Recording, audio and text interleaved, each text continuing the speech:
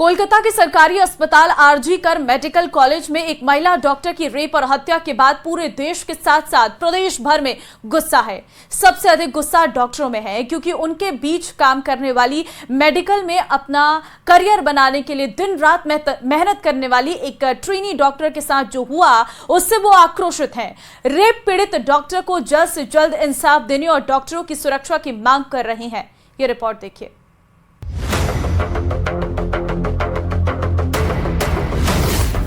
कोलकाता में हैवानियत, कांप उठी इंसानियत।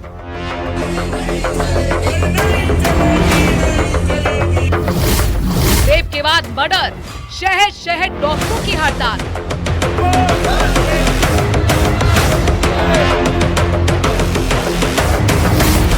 रेजिडेंट्स डॉक्टर्स ने किया कार्य बहिष्कार। ये आक्रोश, ये नारेबाजी, ये गुस्सा बंगाल की डॉक्टर बिटिया के इंसाफ के लिए प्रदेश के कई मेडिकल कॉलेज के रेजिडेंस डॉक्टर्स, मेडिकल स्टूडेंट सड़क से लेकर कार्य बहिष्कार तक की लड़ाई लड़ रहे हैं। सूबे के सबसे बड़े एसएमएस मेडिकल कॉलेज के रेजिडेंस डॉक्टर्स हड़ताल पर चले गए हैं। रेजिडेंस डॉक्टर्स ने एसएमएस मेडिकल कॉलेज के बाहर प्रदर्शन किया और न्याय की मांग की। Jaipur association of residence doctors के अध्यक्ष डॉक्टर मनोहर सियोल ने कहा कि ट्रेनी डॉक्टर्स के साथ हुए बर्बरता मामले में आरोपी के खिलाफ सख्त से सख्त कार्रवाई हो। तो राजस्थान सबसे बड़ा ट्रॉमा सेंटर, उसका बीडीआर जाके देखना, अगर आपको वक्त मिले तो यहाँ से 500 मीटर दूरी पे आप वहाँ जाइए और देखिए उसकी बीडीआर का वॉशरूम की कुंडी टूट रही है, जो कि 1 साल से टूटी है। मेरी खुद में ड्यूटी मैंने देखा है, उसके अंदर कोई भी वुमेन जाके कैसे उस वॉशरूम यूज करेगी। वहाँ एक डीडीआर है, मेल और फीमेल की कॉमन डीडीआर है। मुझे कई बार शर्म आ जाए जब मैं डीडीआर के अंदर जाता हूँ, कोई मेरी साथी एजेंट सोरी होती है, मैं वापस आ जाता हूँ, अच्छा नहीं लगता है। लेकिन क्या करें, मजबूरी में एक ही डीडीआर दे रखा है। तो जो बेसिक लेवल के हालात थे, मैंने पहले भी बताया कि ये घटना बंगाल में हुई है, पर इसका मतलब ये नहीं है बंगाल में, ये घटना कहीं भी हो सकती थी, ये राजस्थान में भी हो सकती थी, एसएमएस में भी हो सकती थी। तो उधर अजमेर संभाग के सबसे बड़े जेएलएन मेडिकल कॉलेज और अस्पताल के रेजिडेंट डॉक्टर्स ने भी कार्य बहिष्कार करते हुए इस मामले में सीबीआई जांच की मांग की। सख्त कार्रवाई नहीं होने तक कार्य बहिष्कार जारी रखने की चेतावनी दे डाली। पश्चिम बंगाल के अंदर कोलकाता में आरजी कर मेडिकल कॉलेज था, जिसमें 8 तारीख को हमारी बहन के साथ में बर्बरतापूर्ण जो घटना घटित हुई है, उसके विरोध में आज राजस्थान के सारे मेडिकल कॉलेज इस कार्य बहिष्कार पे है। इसमें हमने इमरजेंसी सर्विसेज को चालू रखा है। डॉक्टरों के विरोध और कार्य बहिष्कार की तस्वीरें कोटा से भी सामने आई है। रेजिडेंस डॉक्टर्स ने एमबीएस अस्पताल में नारेबाजी कर आक्रोश जाहिर किया। कोटा के एमबीएस अस्पताल, न्यू मेडिकल कॉलेज अस्पताल, सुपर स्पेशलिटी जेके लोन अस्पताल के करीब 600 रेजिडेंस डॉक्टर्स कार्य बहिष्कार पर हैं। कार्य बहिष्कार के चलते संभाग के सबसे बड़े एमबीएस सहित चारों बड़े हॉस्पिटल की स्वास्थ्य व्यवस्था चरमराने लगी है। डॉक्टर्स की मांग है कि डॉक्टर्स की सुरक्षा को लेकर नया नियम जल्द लागू किया जाना चाहिए। कि जो प्रोटेस्ट हमारा चल रहा है, जो बहन की निर्मम हत्या की गई है कोलकाता मेडिकल कॉलेज में, कोलकाता में एक रेजिडेंट साथी का साथ जो दुर्घटना हुई है, उसकी हत्या कर दी गई है, उसके परिवार पे जो बीत रही है, हम उसके परिवार के साथ खड़े हैं, पूरा देश उनके साथ खड़ा है। हर एक रेजिडेंट साथी अपनी सुरक्षा चाहता है, गवर्नमेंट से और कोई डिमांड नहीं करता। आक्रोश की आग कोटपुतली शहर में भी देखने को मिली। घटना के विरोध में डॉक्टर्स ने जिला कलेक्टर कल्पना अग्रवाल को ज्ञापन देकर दोषियों के खिलाफ सख्त कार्रवाई की मांग की और आगे ऐसी घटनाओं की पुनरावृत्ति पर रोक लगाने की मांग की। डॉक्टरों के कार्य बहिष्कार से स्वास्थ्य सेवाओं पर इसका गहरा असर भी देखने को मिल रहा है। हालांकि इमरजेंसी सेवाओं को बाहर रखा गया है।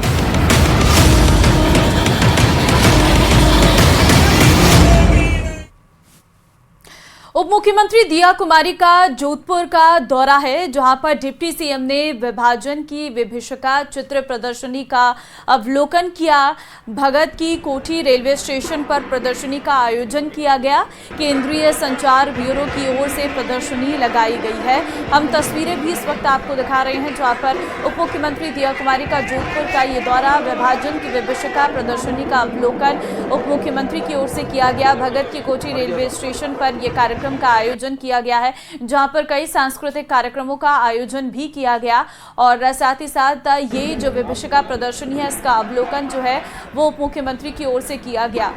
तो पूरी तैयारियां पहले से ही कर ली गई थी और इस दौरान केंद्रीय संचार ब्यूरो की ओर से ये प्रदर्शनी जो है वो लगाई गई है। कई सांस्कृतिक कार्यक्रमों का भी आयोजन जो है वो किया गया है और उप मुख्यमंत्री दिया कुमारी आज जोधपुर के दौरे पर है, जहां पर जो है ये सांस्कृतिक कार्यक्रम का आयोजन किया गया और इस दौरान प्रदर्शनी का अवलोकन करती हुई भी नजर आई है उप मुख्यमंत्री दिया कुमारी। स्वतंत्रता दिवस से पहले प्रदेश भर में तमाम कार्यक्रम जो है वो आयोजित किए जा रहे हैं। कई सांस्कृतिक कार्यक्रम आयोजित किए जा रहे हैं। स्वतंत्रता सेनानियों को याद किया जा रहा है और उसी के उपलक्ष्य में ऐसे तमाम कार्यक्रम हैं जो किए जा रहे हैं। हम सब इस दिन को कभी भूल नहीं सकते, जिस दिन हमारे देश का बंटवारा हुआ और जिस तरह से बिल्कुल ही लोगों को अपने घरों को छोड़ना पड़ा, अपने मातृभूमि को छोड़ना पड़ा। वो जो क्या परिस्थितियां थी, मुझे लगता है कि हम इसको कभी भूलना भी नहीं चाहिए। और क्योंकि जो उस समय हुआ, जो इतिहास में उस समय जो भी परिस्थितियां थी और जो हमारे देश का विभाजन हुआ, बहुत ही मुझे लगता है कि ऐसा समय था वो, और वो समय दोबारा नहीं आए, उसके लिए हम लोग क्या कर सकते हैं। नई पीढ़ी को भी इस चीज को समझना होगा, अपने इतिहास को जानना होगा। इसलिए बहुत जरूरी है कि जहां पूरे हर देश भर में ये प्रदर्शनी अलग अलग स्थानों पे लगाई जा रही है, केंद्र सरकार के द्वारा, रेलवेज के द्वारा भी, और तो इसमें जरूर जाकर इस प्रदर्शनी को। जयपुर में मोती डोंगरी गणेश मंदिर में किए गए पौधे वितरित। आपको बता दें 5000 फलों के पौधे वितरित किए गए हैं।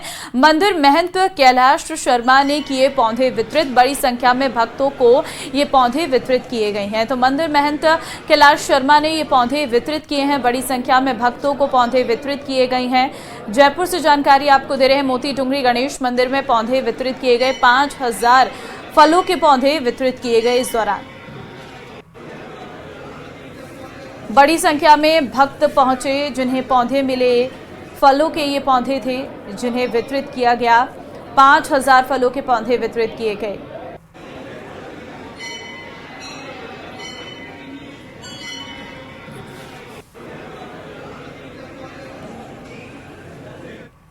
मंगलवार को प्रदेश की सियासत के धुरंधर न्यूज 18 राजस्थान के मंच पर जुटे। प्रोग्राम में राज्य से लेकर केंद्र तक की राजनीति पर बात हुई है। प्रदेश के विकास और राजनीति पर मंथन किया गया। ये रिपोर्ट देखिए।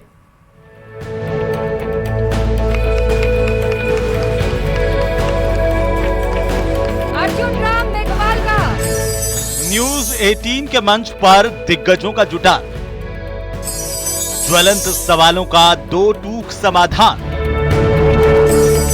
कांग्रेस पर बीजेपी का करारा प्रहार। डबल इंजन की सरकार में विकास को मिलेगी अविश्वसनीय रफ्तार। सभी मेहमानों और सभी दर्शकों का बहुत बहुत स्वागत आप सभी का। आप सभी को न्यूज 18 राजस्थान के मंच पर जुटे सियासी दिग्गजों ने बेबाक सवालों का दो टूक जवाब दिया। न्यूज 18 ने जब प्रदेश बीजेपी अध्यक्ष मदन राठौड़ से उनकी नई चुनौतियों के बारे में पूछा, तो उन्होंने अपनी चिर परिचित मुस्कान के साथ जो जवाब दिया, उसमें जिंदगी की कामयाबी के सूत्र छिपे हैं। उन्होंने कहा कि अपनों का साथ हो तो कांटे भी फूल बन जाते हैं।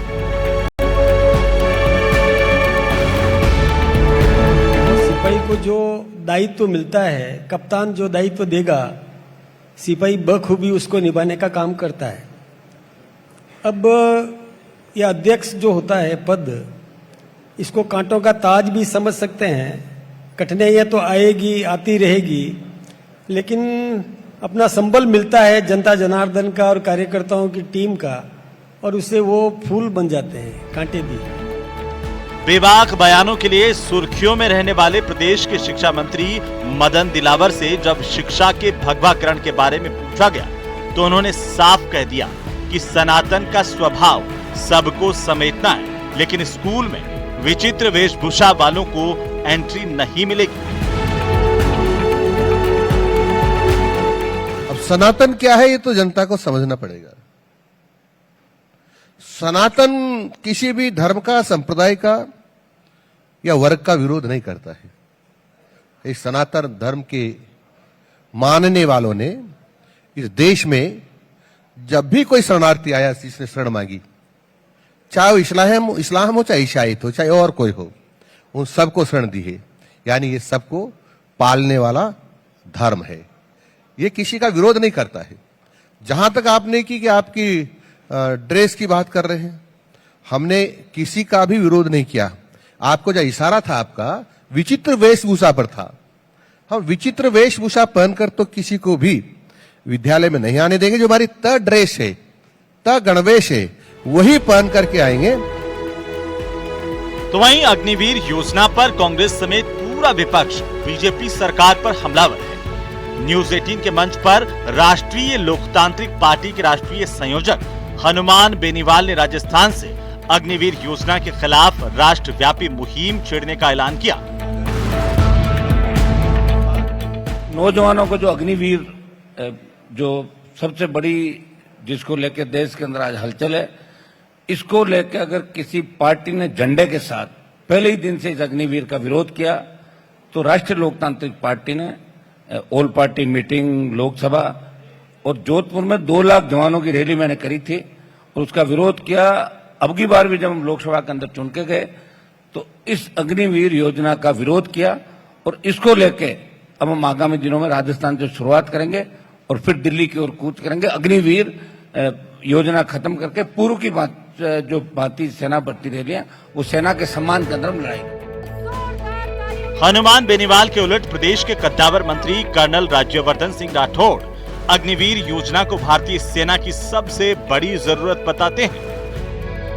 भारत की सेना ने कारगिल युद्ध के बाद, देखिए कारगिल युद्ध के अंदर जिस तरह का युद्ध हुआ, किस ऊंची चोटियों पर आपको दौड़ दौड़ कर दिनों तक वहां पर हमला करना पड़ रहा था, उसमें यह महसूस हुआ कि सेना के अंदर जो कमियां हैं उसको दूर करा जाए।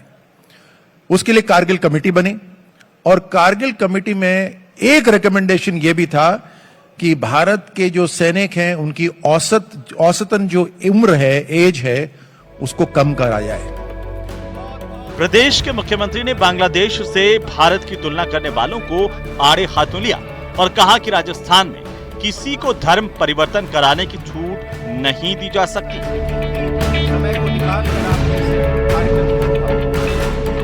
देखिए, आज कल जो दिन आ रहा है 14 अगस्त, भारत की त्रासदी का दिन है, विभाजन विभीषिका और मैं आपको कहना चाहता हूं, जिन लोगों ने इस देश और इस मां के टुकड़े करने के लिए सिर्फ राज की खातिर वो देश की भाषा नहीं बोल सकते, वो वही भाषा बोलेंगे जो उनको सिखाया गया है, वो वही शब्द यूज करेंगे जो उनके जहन के अंदर है। मैं आपके माध्यम से कहना चाहता हूं, दुनिया की कोई ताकत इस देश को नहीं तोड़ सकती। देश का मजबूत कांग्रेस के एक नेता सज्जन वर्मा तो कह रहे हैं कि प्रधानमंत्री के आवास में भी घुस जाएंगे लोग, जैसे बांग्लादेश और श्रीलंका में हुआ। ये बात उन्होंने बोली सज्जन वर्मा ने। देखिए, उनके मन में, जैसा मैंने कहा, उनको इस भारत मां से प्रेम नहीं है। देखिए, ये तो उनको अपने गलेबान में झांक करके देखना चाहिए। मैं आपसे एक बात कहना चाहता हूं, सभी धर्म बराबर हैं, लेकिन जबरदस्ती अगर कोई धर्म परिवर्तन कराने का काम करे तो फिर आप क्या करोगे? मैं आपसे कहना चाहता हूं कि अगर किसी भी तरह से जबरदस्ती अगर धर्म परिवर्तन कराने का काम चलेगा तो निश्चित रूप से हमारी सरकार भी सोचने का काम करेगी। न्यूज 18 के मंच पर आरएलपी के राष्ट्रीय संयोजक हनुमान बेनीवाल ने एक बार फिर दोहराया कि लोकसभा चुनाव में कांग्रेस गठबंधन को 11 सीट दिलाने में उनका बड़ा योगदान है और अगर उनकी पार्टी नहीं होती तो कांग्रेस का खाता भी नहीं खुलता। और अब की बार भी इंडिया एलायंस का जो खाता राजस्थान के अंदर खुला, अगर आरएलपी का एलायंस नहीं होता तो नहीं खाता खुलता है। नहीं तो आप उनका भला करने के लिए गए थे क्या? मैं उनका भला करने नहीं गया, मैं मेरा वजूद स्थापित करने में। न्यूज 18 के मंच पर मौजूद दिग्गजों ने विकास के रोड मैप और उम्मीदों के आसमान में राजस्थान की उड़ान पर खुलकर बात की। इवेंट में उप मुख्यमंत्री डॉक्टर प्रेमचंद बैरवा ने राजस्थान के विकास पथ पर चर्चा की, तो वहीं कद्दावर मंत्री राज्यवर्धन सिंह राठौड़ ने दुनिया भर के निवेशकों से कहा कि पधारो हमारे निवेश। Bureau report, news 18 Rajasthan. जो पहले नहीं था, आप वेबसाइट पर जाकर देख सकते हो, बुक कर सकते हैं। आपको ये वाला होने वाला इंडस्ट्रियल प्लॉट आप बुक कर सकते हैं। हम बिल्कुल सरलीकरण कर रहे हैं। ओलंपिक में पाकिस्तान के लिए एकमात्र गोल्ड मेडल लाने वाले एथलीट अरशद नदीम को उनके मुल्क में कई अजीबोगरीब इनामों से नवाजा जा रहा है। उनके ससुर ने उन्हें भैंस देने का ऐलान किया है।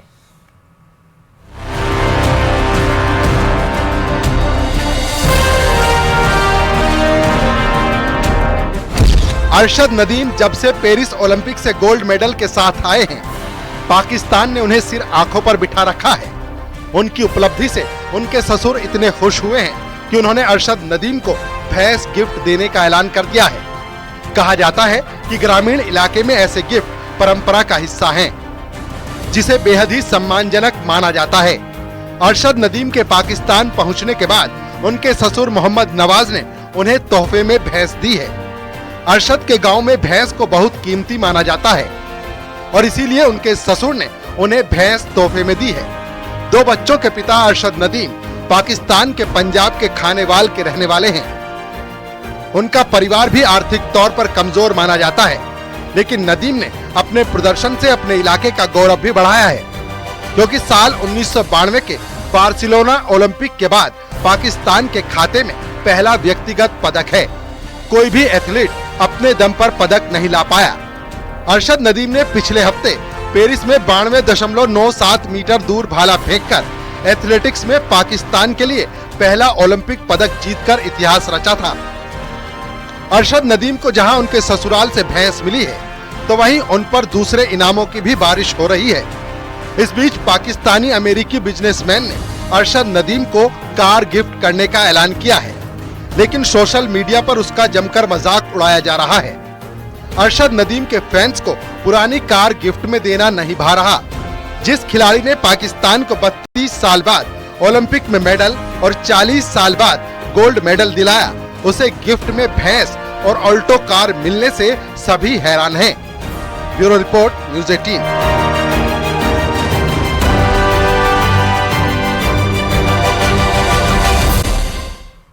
जालौर के भीनमाल से बड़ी खबर आपको देंगे। बांग्लादेश में हिंदुओं पर अत्याचार का मामला, हिंसा के खिलाफ भीनमाल मार्केट आज आधे दिन बंद रहेगा। मार्केट में पसरा सन्नाटा, बंद का दिखा असर। मेडिकल को छोड़कर सभी तरह के व्यावसायिक दुकान रही बंद। सर्व समाज के बैनर तले राष्ट्रपति प्रधानमंत्री के नाम दिया जाएगा ज्ञापन। सभी व्यापारिक संगठनों ने बंद को अपना समर्थन दिया है। तो बांग्लादेश में हिंदुओं पर अत्याचार का ये पूरा मामला है। मेडिकल को छोड़कर सभी आज दुकानें बंद रहेंगी। कोलकाता हाईकोर्ट ने मेडिकल कॉलेज में ट्रेनी डॉक्टर से रेप मर्डर केस की जांच सीबीआई को सौंप दी है। राज्य सरकार सीबीआई को केस डायरी और दूसरे रिकॉर्ड ट्रांसफर करेगी। कई दिन बाद भी कोलकाता पुलिस के हाथ अभी तक खाली हैं, जिसके बाद हाईकोर्ट ने केस सीबीआई को सौंपा है और अब उम्मीद की जा रही है कि डॉक्टर बिटिया को इंसाफ मिल पाएगा। देखिए रिपोर्ट।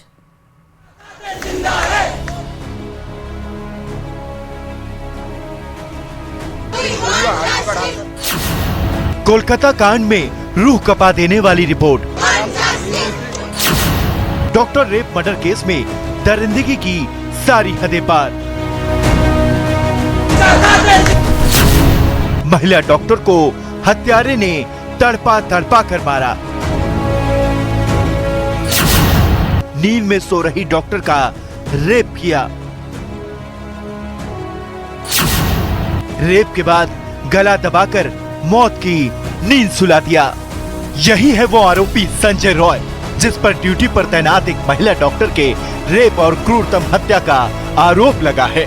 मरीज की जान बचाने वाली डॉक्टर की जान इतनी क्रूरता से की गई कि पोस्टमार्टम रिपोर्ट देखकर हर कोई सन्न रह गया। ट्रेनी महिला डॉक्टर की पोस्टमार्टम रिपोर्ट के मुताबिक उसकी दोनों आंखों के नीचे कांच के टुकड़े मिले। महिला डॉक्टर की गर्दन टूटी हुई थी। महिला डॉक्टर के निजी अंगों में चोट के निशान थे। उसके सिर को दीवार पर कई बार पटका गया। चेहरे और पूरे शरीर पर चोट के निशान पाए गए। ट्रेनी डॉक्टर के प्राइवेट पार्ट से खून बहा था। उसकी आंखों और मुंह से भी खून निकला था। महिला डॉक्टर के नाखूनों में आरोपी की त्वचा के कुछ अंश मिले हैं। ट्रेनी महिला डॉक्टर के शरीर में शायद ही ऐसा कोई अंग बाकी रहा हो जिस पर चोट के निशान ना मिले हो। पोस्टमार्टम रिपोर्ट में उसके सिर, चेहरा, होठ, गर्दन, पेट, हाथ और पैर पर चोट के निशान पाए गए। पोस्टमार्टम रिपोर्ट से पता चला कि ट्रेनी महिला डॉक्टर के साथ पहले रेप किया गया और इसके बाद गला घोंटकर मुंह दबाकर उसकी हत्या कर दी गई। रिपोर्ट के मुताबिक सुबह 3 बजे से 5 बजे के बीच पीड़ित का गला घोंटकर हत्या की गई थी। आरोपी ने एक बार नहीं बल्कि 2 बार गला घोंटा था। दरअसल आरोपी ये नहीं चाहता था कि रत्ती भर भी सांस उसके शरीर में बाकी रह जाए, जिससे उसके जिंदा होने की कोई भी गुंजाइश बाकी रहे। इसलिए हत्यारे ने दूसरी बार भी उसका गला काफी देर तक दबाया और पूरी तसल्ली हो जाने पर ही छोड़ा। पोस्टमार्टम रिपोर्ट आने के बाद ये कहा जा रहा है कि पीड़ित डॉक्टर ने आरोपी संजय से खुद को बचाने के लिए पुरजोर विरोध किया होगा। इस झड़प में उसके चश्मे का शीशा टूट गया और शीशे के टुकड़े उसकी आंखों में चले गए, जिसके बाद उसकी आंखों से खून बहने लगा। इसके अलावा वो हाथापाई के दौरान चिल्लाने की कोशिश की होगी, जिसे चुप कराने के लिए आरोपी ने उसका सिर दीवार पर मारा होगा, जिससे उसके चेहरे और सिर पर चोट लगी है। और चलिए फिलहाल इस बुलेटिन में बस इतना ही। आगे आप देखिए बिग ब्रेकिंग न्यूज। नमस्कार।